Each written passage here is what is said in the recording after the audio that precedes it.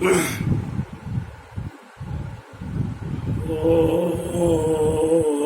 श्री गुरुवे नमः।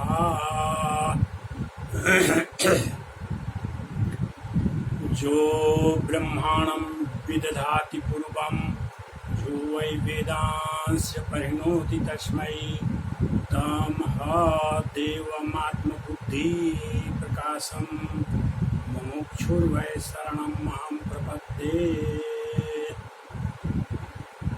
भाइयों एवं बहनों,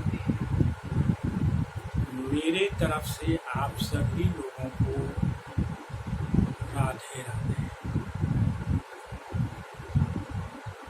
प्रकरण चल रहा है भगवान को प्राप्त करने का उपाय। तो भगवान को प्राप्त करने का उपाय एक ही है, दूसरा कोई उपाय नहीं है। कल मैंने बोला था कि भगवान वेद में जो है कह रहे हैं कि भावग्राह्यम अनिदाख्यम भाव अभाव करम शिवम कला सर्ग करम देवम जे विदु ते जहु स्तनम। ये श्वेता स्वतरूप उपनिषद के 5वें अध्याय का 14वां मंत्र है। इस मंत्र में भगवान कहते हैं कि भावग्राही, मैं भाव से ही ग्रहण किया जा सकता हूँ, मुझे भाव से ही कोई पकड़ सकता है। और 11, 14, 21 भागवत महापुराण में, जो कि बहुत ही सर्वश्रेष्ठ ग्रंथ है, इसमें 11, 14, 21 11वें स्कंद के 14वें अध्याय के 21वें श्लोक में भगवान कह रहे हैं कि भक्त्या अहम एकया ग्राह्य श्रद्धया आत्मप्रिय सताम। अर्थात मैं एक भक्ति भाव से ही मैं ग्रहण किया जा सकता हूँ, दूसरा कोई उपाय नहीं है। भागवत महापुराण में भी यही बात भगवान कह रहे हैं और वेद अमरवाणी में भी भगवान यही कह रहे हैं कि मैं भावग्राही हूँ। तो भावग्राही, अब एक शब्द यहाँ और भी आ रहा है, हम लोग बार बार सुनते हैं कि मरण धर्म। हम लोग मरण धर्मा को धारण किए हुए हैं। क्यों धारण किए हुए हैं? पहले यह बात समझनी है कि हम लोगों के भाव जो है उत्पन्न होते हैं और तुरंत ही मर जाते हैं, समाप्त हो जाते हैं। भाव हम लोग अस्थाई नहीं रखते हैं। सबसे पहले भाव को ही अमर बनाना है। जैसे उदाहरण के स्वरूप में हम लोग कैसे मरण धर्मा हैं, इस बात पर वेद शास्त्र सब कह रहे हैं कि अभी मान लेते हैं कि हम अपने बेटा के ऊपर ध्यान करते हैं, बेटा के शरीर के ऊपर ध्यान करते हैं, तो उसका शरीर नश्वर है। उसके बारे में हम सोचना स्टार्ट करते हैं तो बेटा का भाव हमारे अंदर आ गया और थोड़ी देर रुकने के बाद जो है वो अभी भाव समाप्त हो गया। अर्थात बेटा का भाव उत्पन्न हुआ और मर गया। इसके बाद पत्नी के बारे में अगर हम सोचने लगते हैं तो अब पत्नी का भाव हमारे अंदर आया और पत्नी का शरीर भी नश्वर है। पत्नी का शरीर का भाव हमारे अंदर आया और कुछ देर सोचने के बाद जो है अब ईश्वर से भी ध्यान हमारा हट गया, अर्थात यह भाव की मृत्यु हो गई। अब हम लोग अपने घर मकान को जो बना रहे हैं उस पर भाव चला गया कि क्या करना है, नहीं करना है, ऐसे करना है, वैसे करना है। कुछ देर सोचने के बाद उस पर से भी वो भी भाव मर जाता है और हम लोग अब एक दूसरे भाव पर चले जाते हैं। अब हम लोगों का भाव चला गया कपड़ा लत्ता खरीदने पर कि ये कपड़ा खरीदना है, वह कपड़ा खरीदना है।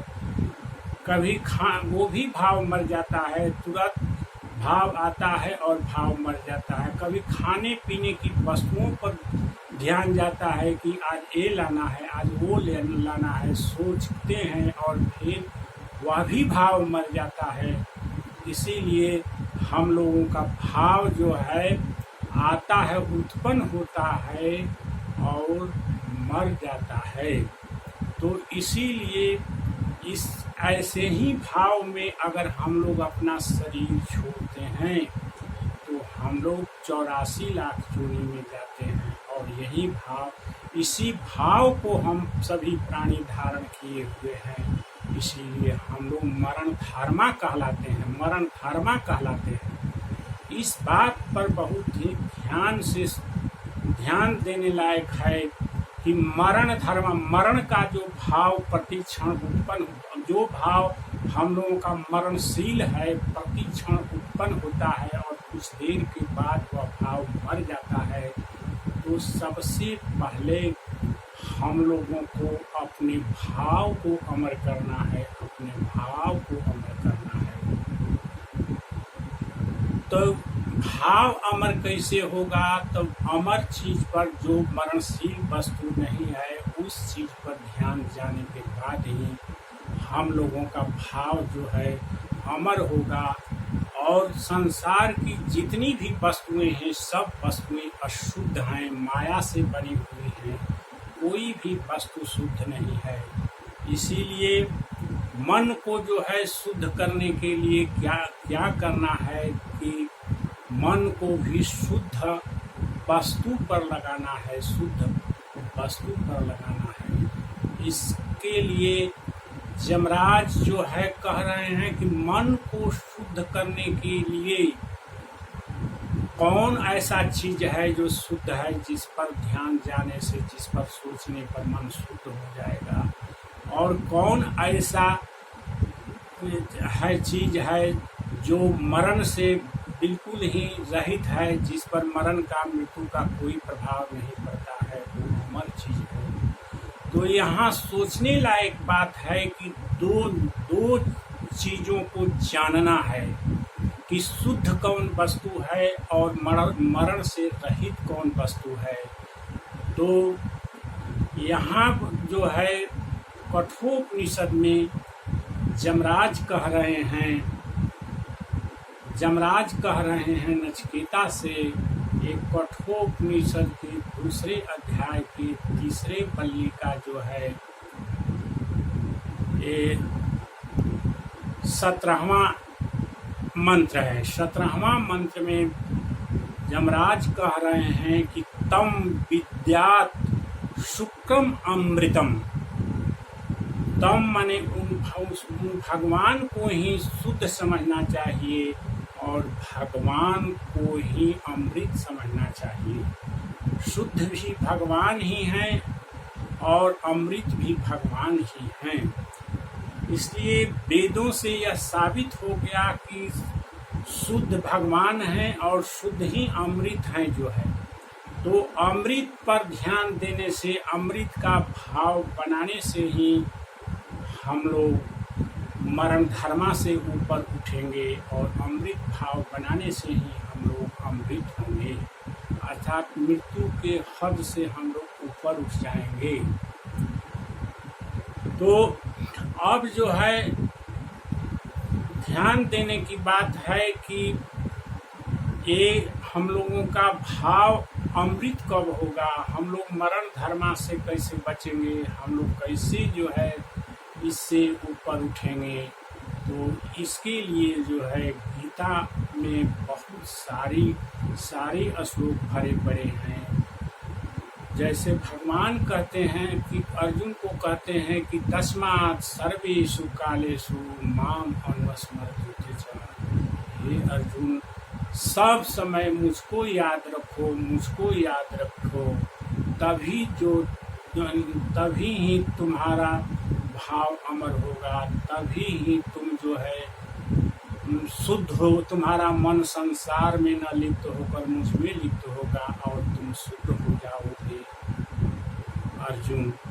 इसीलिए भगवान गीता में कह रहे हैं, गीता के 18वें अध्याय के 66वें श्लोक में भगवान कहते हैं कि संसार में बहुत तरह के पूजा पाठ धर्म है, सब धर्में है, कोई राक्षसों का धर्म है, कोई देवताओं का धर्म है, कोई जो है बहेलिया का धर्म है, कोई किसी भी प्रकार का धर्म है। बहुत प्रकार के संसार में धर्म है, हिंदू, मुस्लिम, सिख, ईसाई, बौद्ध धर्म, बहुत ही प्रकार के धर्म है अर्जुन।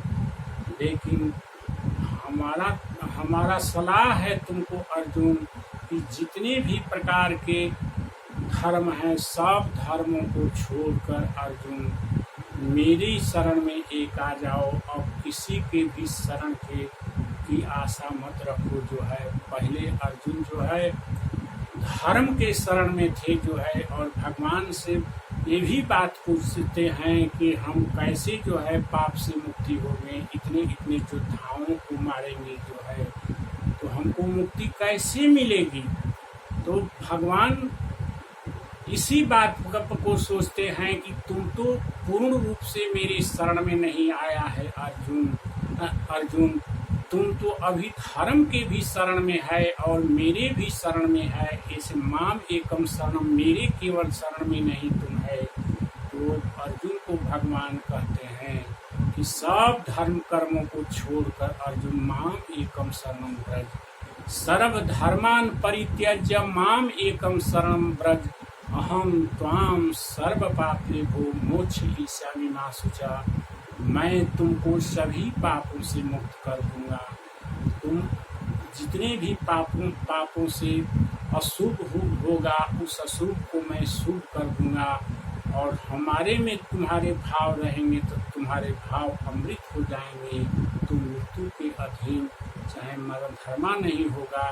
क्योंकि भाव हमारे में, तुम्हारा मन लग गया, भाव हमारे ऊपर हो गया, इसलिए सीधे तुम हमारे लोक में आने का अधिकारी हो जाएगा अर्जुन जो है, और मैं तुम्हें सभी पापों से मुक्त कर दूंगा अर्जुन जो है। अब क्या करना है, इसीलिए कि सब समय भगवान की यादगारी रखनी है। इसमें जो है कोई पैसा वैसा नहीं लगेगा, जो कोई पूजा पाठ नहीं करनी है, कुछ नहीं करनी है। भगवान तो सबको सुलभ हैं, सब ही सुलभ, सब दिन सब दिशा। भगवान सबको सुलभ हैं, सब दिन सब समय में उपलब्ध हैं, और सब देश में उपलब्ध हैं।